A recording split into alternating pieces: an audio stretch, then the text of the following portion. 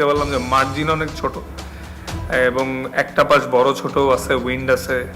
তো যেটা লার্নিং হয়েছে এখানে আসলে লেন্থ আর ভ্যারিয়েশনটা অনেক ইম্পর্টেন্ট যদি সেম কন্ডিশন আবার আসে।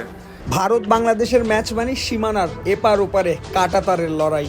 ভারত বাংলাদেশ মানে একটি আবেগের ম্যাচ।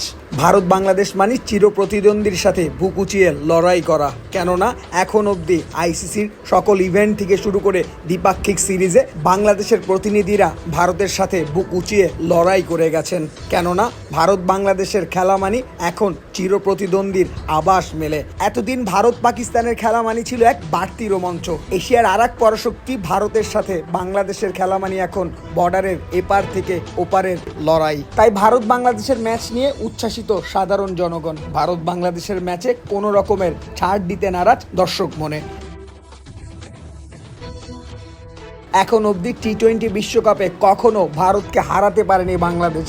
তবে 2016 সালে এক রানের আক্ষেপে পড়িয়েছিল মুশফিক মাহমুদুল্লাহরা। সেই আক্ষেপ গুছিয়ে নিতে এবার দারুণভাবে উজ্জীবিত টিম টাইগার। কেননা আমেরিকা ওয়েস্ট ইন্ডিজের মাটিতে এখন অবধি যতগুলো টি-20 ম্যাচ খেলেছে খুব কম্পিটিটিভভাবেই বাংলাদেশ লড়াই করে গেছে। তাই এ ম্যাচের আগে তাসকিন আহমেদ, সাকিব আল হাসান থেকে শুরু করে সবাই সতর্ক ভারতকে চেপে ধরার জন্য। কেননা ভারতের সাথে হারলে টুর্নামেন্ট থেকে বাংলাদেশের বিদায় নিতে হবে। অন্যদিকে ভারত যদি এ ম্যাচ জিতে যায় তাহলে শেষ অবধি ভারতের সামনে আফগানিস্তানকে হারাতে হবে। অন্যদিকে ভারত যদি এ ম্যাচ জিতে যায় শেষ ম্যাচে আফগানদের তাদের হারাতেই হবে। তাই এ ম্যাচে ভারতও বাড়তি সতর্ক।